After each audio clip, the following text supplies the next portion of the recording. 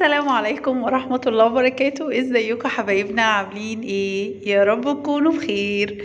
النهاردة وعلى غير العادة هنقدم وصفة جميلة ولذيذة جدا جدا خاصة للأطفال. أكم من المرات الكتيرة اللي أنا اتدبست فيها ورحت فيها دجاج انتاكي ودفعت فيها مبالغ رهيبة، لأن أنا كنت طبعا بطلب الحاجة العائلية. بسم الله ما شاء الله، النهاردة هنعمل فرختين. عايزة أقولك إن الطبق اللي قدامك ده ومليت كمان طبق تاني، وبسم الله ما شاء الله بأقل التكاليف. يعني آخر مرة كنت دافعة رقم كبير، معرفش في الغلا اللي احنا فيه ده هيبقى الرقم قد ايه. بجد بجد وصفة لذيذة ومقرمشة زي ما انت شايفة كده، واعمليها في بيتك ولا انكيش تدفعي من بره. طبعا لما كنت في المطعم كنت واخدة جنبها رز روزوتو، بس انا كسرت كل القواعد. عملتها بالطريقة الايه بقى؟ الطريقة المريحة لأي أم مصرية. لا رز روزوتو ولا الكلام ده خالص. تعالي بقى بصي أنا هعمل جنبها ايه. حاجة كده ما تجيش على بالك ولا حتى تتوقعيها، بس بصراحة هي جت كده. بس أهم حاجة عايزاكي تعرفي إن هي كانت مقرمشة جدا ومخرفشة جدا، وبصي مستوية ازاي. بجد بجد كان طعمها مبهر مبهر. عملتها بالطريقة اللي زي ما بيقولوا كده كده شغل المعلم لابنه. بصي بقى انا كنت عاملة جنبها ايه يا سيدي. لا رز روزوتو ولا الكلام ده انا عاملة جنبها حلة محشي كرنب. حاجة مختلفة خالص خالص. يعني لو روحتي اي دجاج انتاكي مش هتاكلي جنبها الكلام ده. بصي بقى كرومب وورق عنب وكمان فلفل، يا نهار ابيض. يعني اعملي بقى جنبها، عملت جنبها تومية وسلطة زبادي وسلطة خضراء. وعايزة اقولك بأمانة كانت حاجة تحفة جدا جدا جنب الفراخ دي. يعني حاجة في السقعة دي تدفي وامان يا لالي. حاجة بجد بجد خطيرة جدا. بس الخلطة بتاعت الفراخ بجد خديها اعتماد. ما شاء الله. اول حاجة عشان الفراخ تستوي معاكي وتبقى جميلة لازما بالليل تعملي محلول النقع ده، وده خطوة مهمة جدا.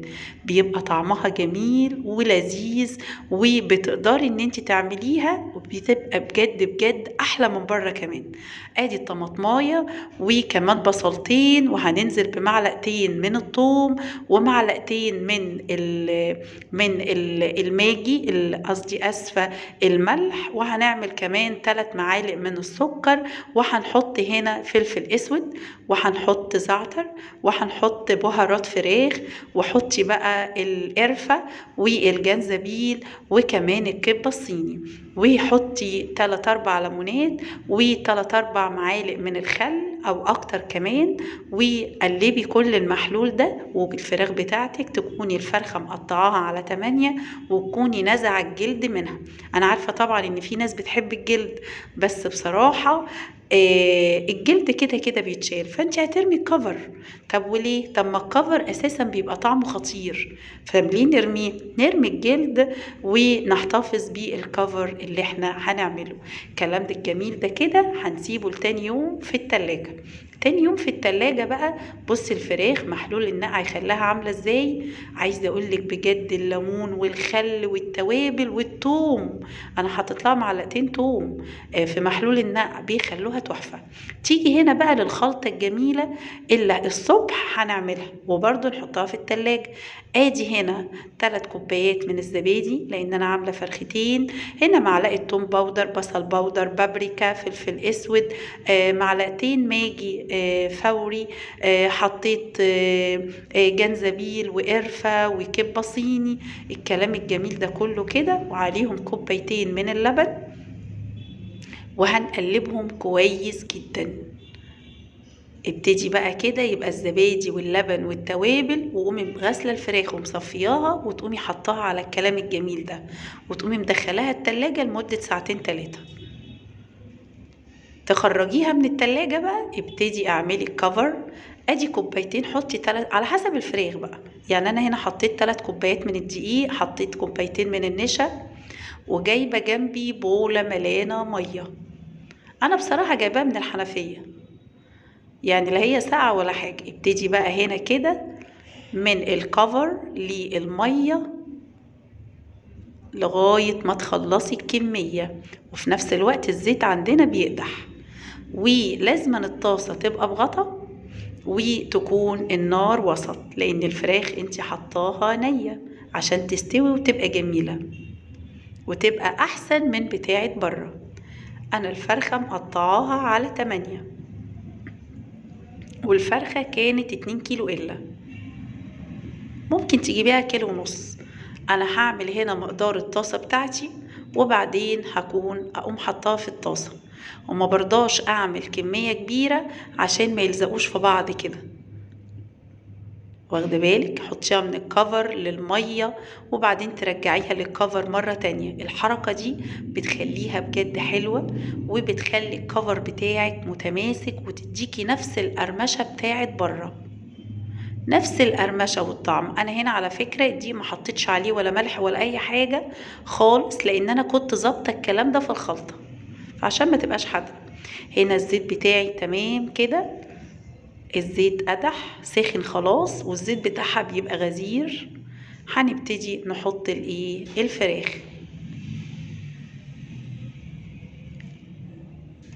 انزلي بقى بيها كده، املي الطاسة بتاعتك وقومي مغطية الطاسة، وتسيبيها على نار وسط. لازما النار بتاعتنا تبقى وسط مش عالية، لانها لو عالية الكفر هيتحمر، وانت هتفتكري انها اتحمرت لكن هي ما استوتش. لكن لازما تكون النار وسط. بصي بقى هنا كده انا بقلبها، بصي بجد بجد جمال وريحة وحاجة خطيرة بجد بجد. انا ازاي كنت بشتريها من بره وبعزم الولاد عليها وادفع مبالغ كبيرة؟ بصي الجمال. انا بقى هنا كده كنت بطلع في قلب مصفى، ما بطلعش على مناديل، انا بطلعها في قلب مصفى وهي بتصفي الزيت بتاعها. وبصي بقى الوصفة الخطيرة الجميلة دي، عايزة اقولك بجد بجد مقرمشة. اظن باين على شكلها ان هي مقرمشة كتير وجميلة ولذيذة، ومحلول النقع والخلطة اللي انت عملتيها فرقت معانا كتير كتير. فرختين مالوا طبقين زي دول، يعني يكفي عيلة كبيرة تاكل وتشبع، ولا انهاش تشتريها من بره. اعملي بقى جنبها رز ريزوتو، او اعملي العملة الخطيرة اللي انا عملتها واضربي حلتين محشي. بجد كانت فكرة نيرة. حبيبة قلبي بحبك كتير، ما تنسيش لايك وشير وسبسكرايب لمطبخ ايمي البسيوني. حبيبة قلبي اسيبك في حفظ الله، والسلام عليكم ورحمة الله وبركاته. باي باي.